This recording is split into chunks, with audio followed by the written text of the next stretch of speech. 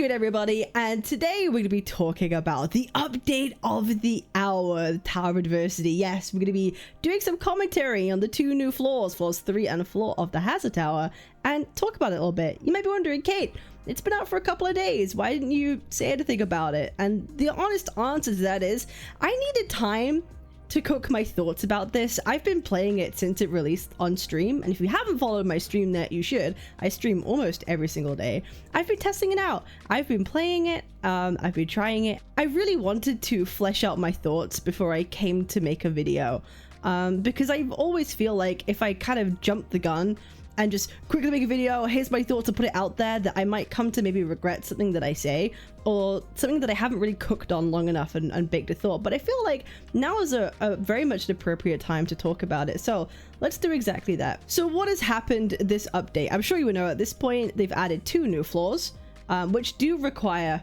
additional vigor to do. So there is an upped team requirement. We can talk about that later. And there are universal buffs. So kind of like how the old TUA worked, where there were universal buffs for everybody, and then it switched to having attribute specific ones like we have in floors 1 and 2.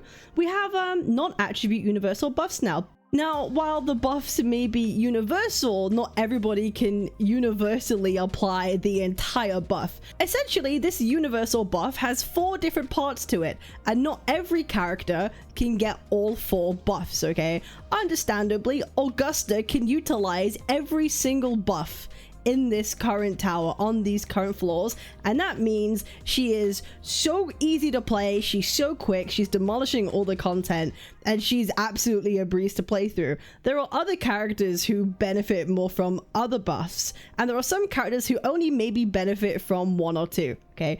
So the first buff, 60 seconds after the battle starts, Resonator's total damage is increased by 5%. After that, their total damage is increased by 5% every 5 seconds up to 60%. This is a universal buff for absolutely every single character in the roster. Okay, so that's 1 universal buff. Second, gain 30% heavy attack damage bonus. This is a buff that will obviously only really apply to the big heavy attack characters. Gion, Augusta, Zanny, those are characters who are really going to benefit from that buff. Casting Resonance Liberation grants a shield of 3000 HP to Resonators, triggered once every 4 seconds. Shielded Resonators take 10% less damage, and their total damage is increased by 16% for 6 seconds. This is also a universal buff for everybody so long as you meet the condition, and that condition is, once you liberate, can you make sure you are dodging every single attack so that you are not taking damage? This is a universal buff that is given to you and rewarding you for skill expression and being good at the game and dodging. So this is 2 universal buffs that every character can get. There's 2 out of 3 so far. However, the next sentence makes it a bit interesting. Stacking up to 3 times. That addition right there, stacking up to 3 times, means that characters that can shield on their own gives even more of a buff. So Augusta, Bryant, Jianshin, these are characters who could gain additionally from that buff too. So we have a bit of a lot of buffs that are going on right now for different levels. Enemies take 10% less damage. This effect is ignored when Resonators are shielded. Enemies take 10% less damage. This effect is ignored when Resonators are shielded, which of course is a universal buff again. If you are, if you're dodging, if you're not like taking hits, this will also be applied for you. So out of what, like 4 or 5 buffs, characters, most people are going to be able to get like 3 of them so long as they are dodging, so long as they're not taking hits, and playing skillfully, skill expression, which is really, really good. However, there are characters like Augusta, who is basically the banner character, is gonna benefit from every single buff at her disposal, making her a powerhouse in these. However, I don't personally see that. I don't see that as problematic to me. This whole thing of like, oh, the banner characters are the most shield, therefore make it easy, I'm totally okay with, and here's my justification for that. A lot of people will spend money for a gacha character, right? They will spend money to pull for something. A lot of people do. If you spend money, you want to feel good playing the character. So what's a good idea for these companies to do? Make sure you feel like a beast when you take them into the endgame modes. It's all a marketing ploy. Every single gacha does it. Wu has always done it. Honkai Star Rail, Genshin, every single one of these gachas has always done this. To me, that is not inherently bad, so long as it means that this character, that's not the new level of power for that character. So long as the next time another reset happens, it's still not insanely powerful, I think it's fine. For like a one-time like thing, when you pull them, you feel great, you play them, they're awesome, cool. I'm okay with this. Do you remember when Zanny first released? Remember when Zaddy first released and she was busted in TUA? She was so great. She was an amazing character to play. The next reset comes around and she like almost barely cleared for a lot of people, right? That's kind of how Wu has been. They definitely shield the characters on reset, but then the buffs change and suddenly the characters are like, they feel like almost every other character at that point. That's kind of how it's been. So I'm not mad that Augusta is kind of like very powerful. I don't think that really says anything about like power creep in Wuthering Waves, but it does say about how they write their buffs. I think a lot of issues that people are experiencing with this TOA is actually coming from the buffs themselves rather than anything else, and it's really interesting actually. I was in the middle of writing a script for a video on my issues with Endgame and my issues with TOA, and you know what one of my main issues was with TOA, of why I felt like it wasn't rewarding for me? It's because it kind of moved away from what separated Wuwa from Genshin a little bit for me. I love the fact that dodging and parrying was a mechanic that was, you know, brought to Wuwa, and I felt like it separated it away from Genshin. I thought it was cool. But TOA to me ended up becoming like a rotation sim. You would do your rotations and then make sure your characters are rested enough, and that was it. Dodging and parrying at some point kind of became secondary. I'm not gonna lie. Sometimes I would just face tag things because it felt like I would be doing more damage as if I didn't sometimes. The whole dodging thing kind of almost became just like a secondary thought rather than something that I should be prioritizing. Reactive gameplay is what sets Wuthering Waves apart from Genshin, and I was making a whole script of like, I kind of just wish they added like something more with that, and I would like it a lot more.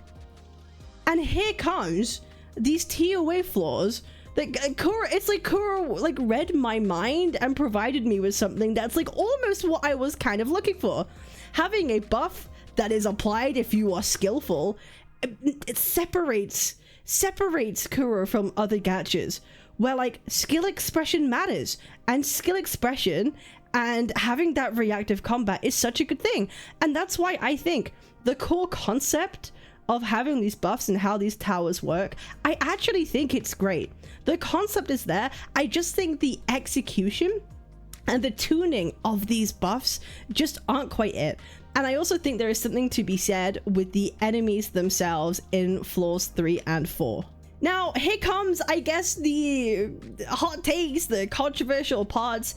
Anyone who says that this Floors 3 and 4 is HP inflation, I think is dishonest. Or not dishonest, but it's a disingenuous thing to say, and here's why. You can't HP inflate something that's not existed before. We've never had a Floors 3 and 4. We've never tested what it's like. The only way we can concretely say that there is HP inflation is going to be the next reset. Okay, when the TOA resets and we get new enemies or whatever it may be, we can kind of compare them and the times that it takes and start to crunch some numbers. But just saying outright it's HP inflation, I think is disingenuous wording, because you know how that incites people. You know how people feel about that stuff when you say HP inflation. People come to a lot of like assumed conclusions. But what is happening for sure, there are more bosses to kill. There is physically more HP than the other floors over the course of the fight because they are longer. That is literally true. That's not inflation of HP because it's literally new floors with a new concept.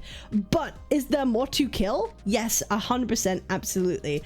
We have the floor 3, you have some like whelps or drakes that you go into, some golems, then you go to a full boss health, it feels like, with a light crusher into a morning aches. So yes, they give you more time to clear, but it feels tight. I'm not gonna lie, it feels tight. I've been trying to do floor 3 with like Camellia, and I'm proper struggling. And my Camellia is pretty well built, and that's a struggle to do. The light crusher is a time killer, I'm telling you. And floor 4, it took me 3 days to clear it with this Zanny team. Zanny with her Sig weapon, Peeb with her Sig, Shorekeeper, she doesn't have a Sig, she's on variation, all S0 R1 by the way. Yeah, it took me a while, but this Zanny team that I have kind of like changed my opinion on how I feel about this TOA, and why I'm kind of glad I waited until now to kind of make a video. So I completely feel as though that there's a lot more investment required now into characters or into teams in order to do this content. That is a sentiment I totally agree with. Sig weapons are very important. A lot of us have been talking about this for a while now, where characters especially like characters that are main DPSs or hyper carries, are going to be wanting their Sigs more often than not. Not in every case, like Chikona for example, but in a lot of cases you're going to be wanting Sigs on characters, and also having their best teams is also going to be optimal for you to clear these in a relatively, well, I say relatively comfy way. A lot of people have been clearing floors 1 or 2 pretty fine and only just scraping by with 5 to 10 seconds on 3 and 4, and it's been an adjustment for everybody. These buffs have put people's feet to the fire a lot and kind of like made us realize, whoa, are we sure we know these characters? Like, are we absolutely sure? Are we absolutely certain they're built in the best way possible? Because a longer fight, okay, these fights are longer, there is more to literally kill.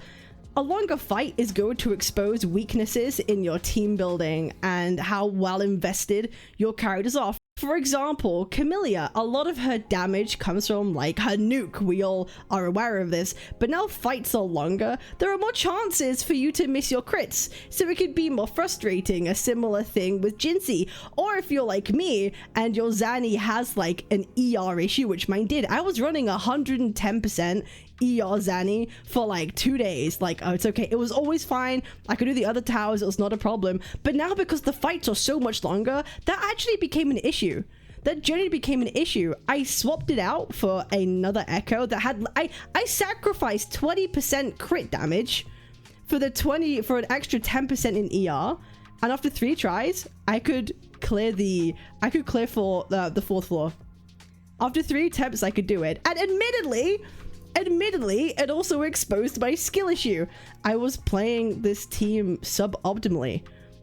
Even though I was getting by floors 1 and 2, I was playing suboptimally. I was getting hit too much. I wasn't utilizing the buffs the entire time, and it wasn't until like my chat, and even the man himself, Saint Totus, literally was in my chat for 2 days and eventually was like, do me to just show you, and called me and showed me how to play better. I literally could consistently back-to-back clear floor 4. So after changing my echoes out, I didn't even farm new ones. I literally sacrificed 20% crit damage in favor of ER to make my rotations cleaner. That actually almost kind of fixed the problem, along with make sure I'm being more optimal with my rotations, even tighter than I was. I was clearing like with 5 seconds to spare, and the second time around I was clearing with 10 seconds to spare. It was becoming tighter and tighter, so I really do feel like it's definitely a lot harder, but it does reward you being even tighter than you were. If you thought your rotations were good in floors 1 or 2, you're probably not going to be tight enough for 3 and 4. If you're like just getting by, then I'm not kidding, like literally fixing the way I play, making sure it just outlines how importantly ER requirements are and outlining how important they can be, kind of fixed my issue. And I was able to do it way more comfortably. Now, again, the issue is not that it's way too hard or it's way too difficult. I do 100% see the problem of like the investments of characters needed is high, maybe higher than it was before. I could fully understand if people are concerned about power creep and all these fights are so much longer, they require so much more, and there are definitely 1.0 characters that kind of suffer a bit more, need a bit more attention. For example, a character like Gion, if you ult with Gion and you have his liberation, if a character moves away, he has to physically run to the enemy to deal damage and lose out a bunch of damage. These 2 bosses right now, the Lampy Luminate, right, and Dirge, these are bosses that move around a lot. You're losing time. A similar thing with Camellia, right? She doesn't always track very well, but then you have like 2.0 characters like Zanny tracks for a lot of stuff. You have your fusion teams basically fly over enemies at this point, right? Cartothea, she could do things from like a while away. Ranged characters are like fine. So I can understand why using older characters might not be okay necessarily. For me to make the claim that there is a negative power creep that is not good for the game, I will have to see a number of resets. I can't just base this off of one current implementation. It's really going to come down to monitoring this over time, because that's really how this is. Because if it becomes the case that the more that comes out, these 1.0 characters can never come back and they can never be relevant again in any of like floors 3 and 4, that is problematic. That is 100% problematic. That's like a sunsetting of a character, okay? We don't want character sunsetting. That's not a good thing. None of us like it. It's something we've criticized Hoyo games for this whole time, and we can't be biased. We can't be hypocritical towards things like that, right? Same way we can't be hypocritical. It's like, oh, it's only 100 asteroids that you're losing out from, and it's like, well, yeah, well, people lost their mind when they can't do 60 Stellar Jades of MOC 12, or God forbid, Stygian Onslaught in Genshin. The final reward is like a time limited cosmetic item. People still were mad about it. It wasn't even Primos, right? So I think we have to make sure we check our bias and understanding and ground ourselves a little bit.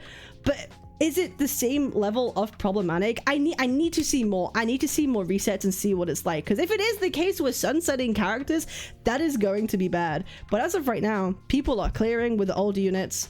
Is there a bit of like, you have to be way more skillful with this? Yes, you are gonna have to be more sweaty, but the buffs kind of tell you that it's sweaty, right? The buffs are rewarding skill expression, which is what people wanted out of Wuthering Waves in the first place. It was kind of like you're in two minds. Like, we can critique other games like ZZZ for like, oh well, to do the end game you've got to be super sweaty and have super invested builds, and for Wuwa we're kind of like definitely going in that same territory. But it's a double-edged sword, because it's also kind of what people wanted from War at the start, right? They wanted it to be harder. They wanted it to be more reactive based and have more skill expression fights, which is actually kind of what I thought was missing from TOA. So it's definitely like a double-edged sword conversation absolutely to have. I do think, obviously, the introduction of 2 new floors and them requiring, you know, 5 vigor per floor per character, it's a new requirement. It's a new threshold. It's going to take new players longer to catch up and to get into a similar position as other people. But new players were never able to just stroll in and do all of like TOA. It took us all months, most people months, to even get there, right? In the first place. So I think to expect new players just to stroll in and do this is a stretch. This is definitely something that requires investment. Absolutely. You can kind of see. I've tried to do this particular TOA with the least amount of characters possible. With the least amount of characters possible. On the left side, I just went with Yao. I did Era Rover solo, and I used this fusion team that I have here. Again, I used the fusion team for the 3rd floor right here. Cartothea just solos she's S0R1, by the way, and I just used her to just wipe this floor out completely. She's the only must pull her and Shortkeeper I would say to get, because she clutches when she needs to. Honestly, I just used Yao for everything. My Yao isn't even built well. I literally used Augusta's Echoes. I didn't have any more Void Thunders. I removed them ages ago. I'm using Augusta's Echo, so he doesn't even have good sets. And I used him here, and obviously my Augusta team here. Initially, I used like my Augusta team here and floor of Hazard, but I was fucking around with Zanny, so I had her. So like, you don't have to have like 4 teams that are amazingly invested in. You can have like throwaway characters that could like solo like a bunch of this stuff for you. Absolutely. Like even here, I could throw my Zanny team here, so that would be what I would only ever be using 2 full teams. I would be using 2 full teams, my mono fusion team and my mono Spectro team, and Cartothea. Cartothea and a throwaway Shang Liao. So you don't need 4 teams in order to do this, and I feel like if you invest and build in the right characters that can pull for characters, don't be stupid and greedy. If you pull for the right characters, you can kind of like circumvent a lot of this stuff. I don't end up sounding like that, but you know what I mean, like kind of like strategically pulling for characters that are, hey, I mean, maybe it's something to be said about the power of Cardathea. Like, I definitely think she's like not a power creep character necessarily, but god, she's so strong. It's not power creep, but it's power creep. Yeah, I'm not gonna touch that. I'm not gonna poke that with a stick. I'm not looking to poke that with a stick right now. But that's kind of like how I'm feeling about this current TOA. I think the concept is there. I do. I think the problem that it needs to be tuned. I do. I think it needs to be tuned. I think we need to assess, for example, floor 4 having 2 characters and enemies back to back that move around a lot doesn't help. There's a lot of downtime where you might not be dealing damage or having to reset your runs, and it doesn't feel good. It doesn't physically feel good. That on top with having to always dodge to not get hit, it can be a lot. And I think like they didn't just throw your feet to the fire. They were like, this is like you know, like how those videos of people when they're teaching babies how to swim and they just throw them into the fucking pool? That's kind of what I think what happened. Like, eventually you could like understand and recognize and figure out how to do it, and you float and you're back, and the baby starts like being like, oh shit, I can float. It kind of feels like this. The same way people do holograms for the first time, it takes a while to understand the boss movesets and be like, okay, what do I actually need to optimize? What do I actually need to do? I feel like 3 and 4 is actually how you learn to use your characters now. We kind of could get by with it with 1 or 2, but now it's like, do you actually know what you're doing? Are you sure? You thought you know what you were doing, but are you sure? And I say that because that was literally me. I was about to lose my mind. I was like, I have Zanny and her Sig. She's well built. I have Peeb and her Sig. I have Shorekeeper. Why am I not doing this? This is insane. This is crazy. And then it was like, okay, my Zanny only had 110% ER and I wasn't playing her properly. I fixed both those things. Saint very kindly showed me how to play properly. Once again, Unk coming to save my skill issue. Thank you, by the way. And I was consistently clearing with like 10-15 seconds to spare. Now, there is something to be said. Is that enough time? Is that a good thing? You had Abyss team with Sig weapons and you only cleared with 10 seconds, 15 seconds to spare? Is that going to be the new standard? Hey, there's a lot of difference of damage between 0 and 15 seconds a lot of teams can put out. And I think definitely this is going to have to be tuned. I do think the tuning of bosses and enemies is going to have to happen, because I don't know if I like that necessarily. I don't know if that's like comfortable enough for a team that has like full Sigs and Abyss team. I don't know. I really don't know how to feel, and I only think I'm going to know once we see more resets and we see like what the trend is over time. But right now I'm keeping my eye on it. I really am, because if Kura's using PGR as a blueprint or a reference sheet for Wuthering Waves, we're in fucking trouble, because they sunset characters all the time. No fucking leap skill is saving like 1.0 characters, you know what I mean? So we just have to find out and see how they manage this. But I really think it's a really solid concept, a really cool idea. I just think the buffs are like such a change of pace, and not everyone, I think most people probably aren't even going to read the buffs. I don't know why. I just feel most people aren't just gonna like take in what they actually, the average person isn't gonna read and understand what they have to do, or understand what characters are gonna perform better. Gacha players don't read, we know this. I think a lot of people have just been used to seeing, oh, there's the attribute, that's, I match the color with the color thing, and I play the game, and I do the rotation, and I'm good. But now, it's introducing more skill checks. Bro, you gotta roll a skill check for this TOA. But there's definitely valid conversations to be had and concerns to be watchful for. 100%. The requirements of like do you like, are you going to have BIS teams on their weapons? That's the problem that I definitely agree with. Like, I don't like the fact that you kind of need SIGs on everyone. I don't think I've seen many runs where people haven't had SIGs. So that's definitely something to look out for, right? Kuro's definitely pushing like a more of a vertical investment on your characters, right?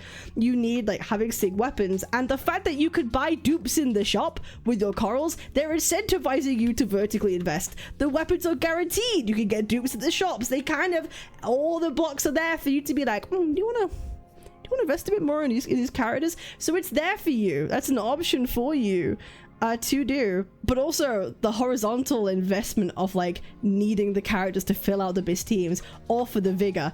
Again, the vigor system, I'd be happy if they cut it or change it. I can't think of a reason why that wouldn't be a good idea, so I don't really have a counter to that. I just can't think of why it wouldn't be good. But that's kind of how I feel about this TOA, and I've probably left something out that I wanted to say, and if I do, I'll make another video about it. We'll just make another video. But I think it's a really good idea, but the tuning isn't quite there, and I'm just wondering where we go from here. What standard is this setting? And we're going to be placing more value on weapons and team pairings, and people's opinions and influence is going to matter like more than ever with this one. So we're living an interesting time. It's definitely a new era for WoWa. Things are changing a lot. So it's definitely a new time, and we see how we'll feel about it. So I appreciate y'all. Make sure to like, comment, and subscribe, and I'll see y'all on the next one. Peace. Twitch.tv/Captain Cabinetz, Captain Cabinetz.